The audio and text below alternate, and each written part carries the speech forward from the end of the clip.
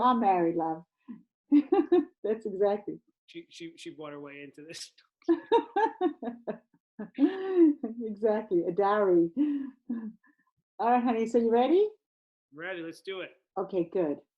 So hi, everybody. Hello, Paul. This is Dr. Paul Salinas. Hey, He everybody. How are you? he is the owner of Park Avenue Spine, and he's a chiropractor. But I don't even like to call you a chiropractor, Paul. You're so much more. You're like this crazy, tuned in, mad scientist chiropractor who's actually really funny. But that's not. We're going to try and keep this PG. I'm gonna spare any impersonations today. We're gonna keep it. Couple of impersonations is fine, love. Don't worry. So I'm just going to jump in because people are sitting at home and everyone's having so much anxiety. It's kind of this roller coaster ride. For some minutes you're fine and then you get freaked out. So I wanted to ask you, some specific tips that we could do. And I know you always talk about the importance of the rib cage and how it pertains to our health. Right. I do like so. Before this whole pandemic began, I'm always preaching the importance of ribcage mechanics when it comes to overall health.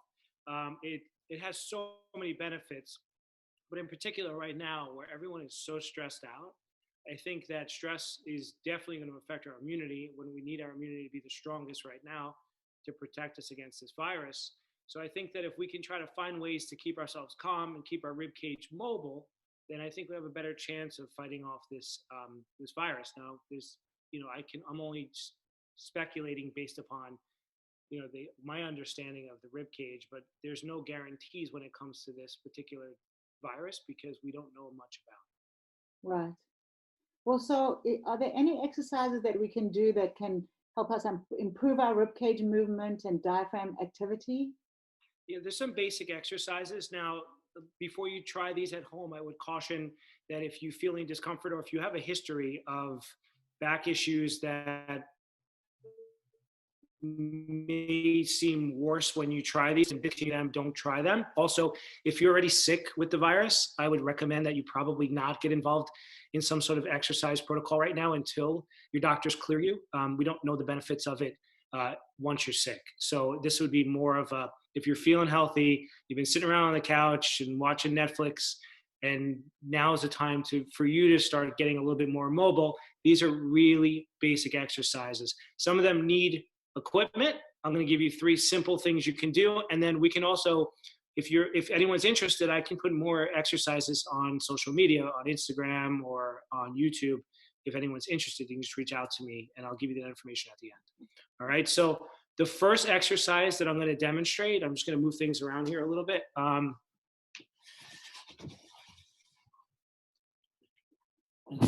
Maybe we can just put this on the floor. Let's see. Look how clean and tidy your house is, Paul. It's all you're going to get to see because the kids. That's a struggle, right. Keeping the house tidy. Let me tell you something. This experience has taught me a lot about children and how easily they're like tornadoes. They come through and it's like, what just happened? Exactly. So this is a foam roller. You don't have to use this exact model. If you have something like this, it would be very helpful. Unfortunately, I don't have an alternative for you to use if you don't have a foam roller. But what you want to do is you want to roll your mid back with this to try to open up your back ribs. Now, let me see here. So this is perpendicular. Oh, it's getting away from me. This is perpendicular to my spine. Now, what I don't want to do right now is I don't want to hyperextend my back. I want to be able to create a little bit more flexion in my spine so that I can open up those back ribs. That's the goal of this. It also is very key with this exercise is to work with your exhalation. We're very good at inhaling and tend to be very poor with exhaling. So what I want you to focus in on is the exhale. It's almost like 2 to 1. Inhale through your nose, exhale through your mouth, long exhale. With the goal of making these lower ribs down here come down on the exhale versus come up into extension of your back. So you're going to support your neck with 2 hands. You're going to lift your butt up a little bit. And notice that I'm this way and not over the foam roller, which a lot of people find relief, but that's not the goal for this. This is more about the rib cage. So you're going to roll up and down slowly Let's say you find a spot that feels a little sticky in your mid-back. I'd stay on that spot for a second. Breathe in through your nose. Big exhale through your mouth.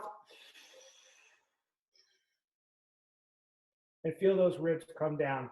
And you want to work throughout the entire mid-back, but I would caution you from doing the lower back because it might be uncomfortable to put a round object into a curve that's going forward, right? You can also go off to the sides and try to open up your side ribs and do the same thing with breathing. So as if I was almost doing like a side twist. There's another way you can do this exercise. Another simple exercise that you can do on your own is if you have a tennis ball or a lacrosse ball in my case, you can rub your chest wall with this to try to open up your pecs. Now your pecs attached to the rib cage, so anything that attaches to your rib cage could potentially restrict your rib cage movement. So you're going to take this ball and take two hands and you basically rub it on your chest. You can work your entire chest wall with particular attention up here into where your pec minor is and try to just push into it. Don't crush it. You don't have to go too hard. And then you can add breathing to this. So you can hold it, find a tight spot, breathe into the ball on the inhale. And as you exhale, ribs back. I'm in a weird position right now. You can do this in any position you want. And as you blow out, rib cage in, as you're trying to just open up these muscles in your front chest wall. Third exercise you can do, which is a variation of the cat-cow minus the cow, is you're going to go on all fours. Rach, can you throw me a pillow? This small. Thank you. So you're going to go on all fours. You want your nose at the level of your fingertips. Now, the cow is this way. The cat is this way, right? We don't want you to drop into here. As you can see, I've been trying to avoid extension of the spine this whole time with the first exercise in particular as well. You put this on your upper back, just a cue. You guys can see that. And I'm going to breathe in to try to lift that pillow towards the ceiling through my nose. And as I exhale, I want this pillow to rise up towards the ceiling through my lower ribs coming up. I had a feeling that was going to happen, right? So you breathe in through your upper back. Exhale through your lower ribs.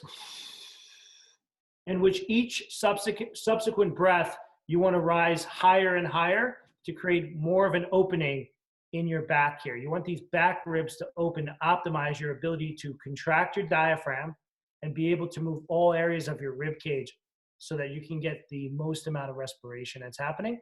If you do this correctly, you can actually, if you're in the sympathetic system, which is your fight or flight, you can kind of switch into the parasympathetic and calm yourself down. It's sort of like Shavasana at the end of yoga. And you can just relax and chill. So I think this is going to have, besides doing these sort of breathing exercises, I think it's important, if you want to do them before bed, you can do them before bed to calm you down, because I think sleep is super vital right now. I think for the first time in my life, I don't have to wake up for an alarm clock. I just get up, right? And I get more recovery. Right now is a time where the earth, the universe is forcing us to recover emotionally, physically. So focusing on the breathing, focusing on your sleeping, focusing on your nutrition, focusing on the good things. There's so many bad things. If every time you turn on the news, just try to stay calm. And I think we'll get through this. How do you feel about that? No, I totally agree with you. And that's why it's important to, different things are going to appeal to different people. Like, somebody out there is going to love the exercises you just showed, and that's going to be a tool that really helps them to get through this crazy time. Somebody else, you just have to find what works for you. And that's different options. I mean, you can choose yoga, you can choose different ways of getting you through this, whatever makes you feel calm. Maybe even read a book if that's what calms you. Yeah. I also, for those of you, some of you may experience pain. I just want to warn, if you experience pain during any of these exercises, then don't do them, because if you wind up having some difficulty during this time, it's very hard to see anybody. We are doing telehealth visits. If they can either reach out through you or they can email me directly. Can you actually give them your information, Paul, in case they would like to get hold of you? Sure. My email is Dr. Salinas. It's DrSalinas @ ParkAvenueSpine.com, Avenue spelled out. Or you can reach DM me on Instagram at DRP, so like Dr. P, Salinas, Salinas. Or if they want to reach out to you and you can just forward to them, Yeah, I'll be for more than sure. happy to work them through it. For sure. And the most important thing is to keep breathing, you know, like that's so everything you telling us is just opening up our rib cage, you know, so we're able to take in more air, so we're able to keep our immunity high and keeps ourselves calm, right?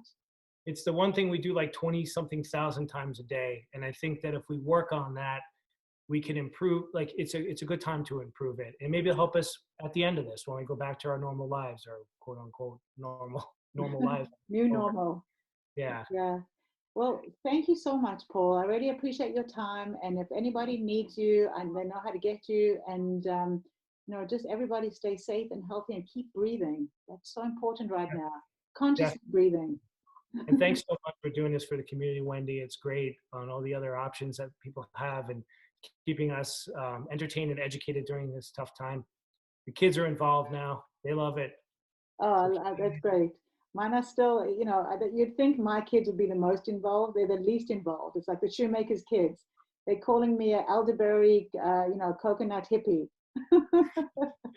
boys, every morning I give them a shot of the elderberry, and they're like, "It is awful." I'm like, "Are you guys crazy? This is fantastic." Like when my parents tried to sell me on Brussels sprouts as a kid, I didn't get it Ew. as an adult. I'm like, "This stuff is not bad. It could be worse." No. But thank you, Paul. Lots of love to you and your family. Stay healthy, and we will be in touch soon. Thank you, Wendy. Talk to you soon. Okay. Bye-bye.